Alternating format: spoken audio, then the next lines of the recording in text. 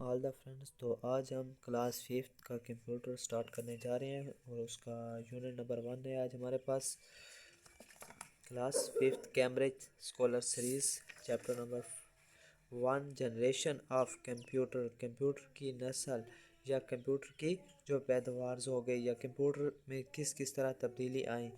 First generation of computer time period 1940 to 1956، جو ہمارے پاس پہلی نسل کا کمپیوٹر بنایا تھا اس کا جو ٹائم پیریڈ تھا 1940 سے لے کر 1956 تک تھا۔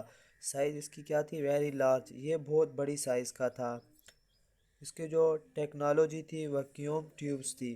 ویکیوم ٹیوبس کا مطلب یہ ہے کہ یہ الیکٹرانک ڈیوائسز ہیں جو ابتدائی کمپیوٹروں میں استعمال ہوتی تھی، خاص طور پر پہلی نسل کے جو کمپیوٹروں میں یہ ٹیوبیں الیکٹرانوں کو کنٹرول کرتی تھی اور سوئچنگ اور ایمپلیفیکیشنز کے لیے استعمال ہوتی تھی۔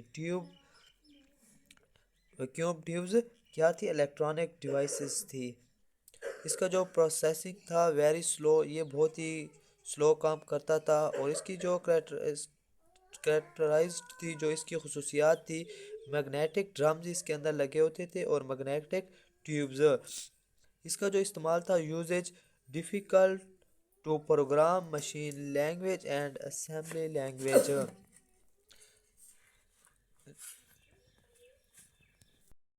مختلف پروگرام ہوتے تھے مشین کی لینگویج میں، اور یہ ایک کس کمپیوٹر کی زبان ہے جو کیا کرتی؟ کمپیوٹر کے ہارڈ ویئر کے ساتھ براہ راست عمل کرتی۔ انسٹال زبان میں ہدایات کو اسمبلس کوڈ کی شکل میں لکھا جاتا جو کہ زبان کے بٹنوں اور صفر سے قابل فہم ہوتی تھی۔ یہ ایک اس کا جو استعمال تھا شروع میں پروگرام کے اندر کیا کرتی تھی؟ ایک لینگویج کو ہی کنٹرول کرتی تھی۔ سیکنڈ جنریشن آف کمپیوٹر، دوسری نسل کا جو کمپیوٹر بنایا گیا تھا وہ کس طرح کام کرتا تھا؟ ٹائم پیریڈ اس کا جو تھا 1956 سے لے کر 1963 تھا۔ سائز اس کا سمالر تھا، چھوٹی سائز کا تھا۔ ٹیکنالوجی جو اس کی تھی ٹرانسلیٹرز تھا۔ ٹرانسلیٹرز کا مطلب یہ ہے یہ ایک الیکٹرانک ڈیوائس ہے جو سوئچنگ اور ایمپلیفیکیشنز کے لیے استعمال ہوتی تھی۔ ٹرانسلیٹروں اور ویکیوم ٹیوبز کی جگہ لے لی تھی۔ یہ جو ٹرانسلیٹر تھا اس نے ویکیوم ٹیوب کی جگہ لے لی تھی، اور کمپیوٹر کی دوسری نسل میں یہ ہی استعمال ہوتی تھی۔ اس کا جو پروسیس تھا یا پروسیسنگ تھی فاسٹر تھا، جو پہلی جنریشن کا کمپیوٹر تھا اس سے تھوڑا سا یہ کیا تھا؟ تیز تھا۔ اس کی کریکٹرائزڈ جو خصوصیات تھی magnetic cores, magnetic disk, easier to program, اس کے اندر کیا تھی؟ میگنیٹک ڈسک لگی ہوئی تھی۔ اس کا جو یوزز تھا وہ کیا تھا؟ یوز ہائی لیول لینگویج، اس کو ہم ہائی لیول لینگویج کے طور پر بھی استعمال کرتے تھے۔ تھرڈ جنریشن آف کمپیوٹر، ہمارے پاس جو تیسری نسل کا کمپیوٹر آیا تھا اس کی کیا کریکٹرائز تھی، اس کی کیا خصوصیات تھی؟ ٹائم پیریڈ اس کا تھا 1964 سے لے کر 1971، 1964 سے لے کر 1971 کی مدت تھی۔ Small as compare to second generation computer, یہ جو ہمارے پاس کیا تھا دوسری نسل کا کمپیوٹر تھا اس کے مقابلے میں یہ کیا تھا؟ سمال تھا، چھوٹا تھا۔ Processing faster than second generation computer, جو ہمارے پاس سیکنڈ جنریشن کمپیوٹر تھا اس سے بھی تیز تھا۔ کریکٹرائزڈ اس کی تھی mini computer were assemble by multiple user from remote terminals, خصوصیات میں منی کمپیوٹر جو تھا متعدد صارفین کے لیے قابل رسائی تھے اور ریموٹ ٹرمینل سے استعمال ہو سکتے تھے۔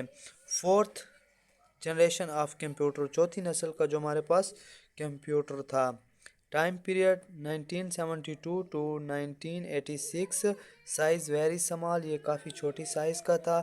اس کی جو ٹیکنالوجی تھی VLSI very large scale integrations, processing very high speed, جو ہمارے پاس فورتھ جنریشن کمپیوٹر تھا اس کی کافی ہائی سپیڈ تھی۔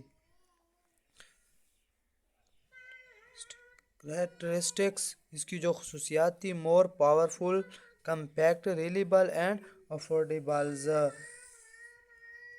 یہ انتہائی طاقتور اور اس کو کیا تھا؟ افورڈیبلز بھی تھا۔ ففتھ جنریشن آف کمپیوٹر، ہمارے پاس لاسٹ جنریشن جو ہمارے پاس آئی تھی fifth generation of computer, time period 1986 to date, پانچویں نسل کا جو کمپیوٹر تھا زمانہ 1886 سے تازہ ترین سائز، اس کی جو کیا تھی سائز ویری سمال، اس کی سائز بالکل چھوٹی تھی۔ Technology SLSI super large scale integration چپ، SLSI stand for super large scale integration چپ۔ پروسیسنگ اس کا کیا تھا ایکسٹرا ہائی پروسیسنگ سپیڈ، اس کے اندر ایکسٹرا ہائی سپیڈ تھی۔ اس کی کریکٹرسٹکس جو اس کی خصوصیات تھی، indeed to work with natural language, more reliable works, faster easy portable, different size, parallel processing and wireless. ہمارے پاس جو پانچویں نسل کا کمپیوٹر تھا اس کی خصوصیات کیا تھی، قدرتی زبان کے ساتھ کام کرنے کے لیے بنائے گئے تھے۔ Indeed to work with natural language, قدرتی زبان کے ساتھ کام کرنے کے لیے بنائے گئے تھے۔ زیادہ قابل اعتماد، تیز، آسانی سے قابل حمل، مختلف سائز کے، متوازی پروسیسنگ اور وائرلیس تھے۔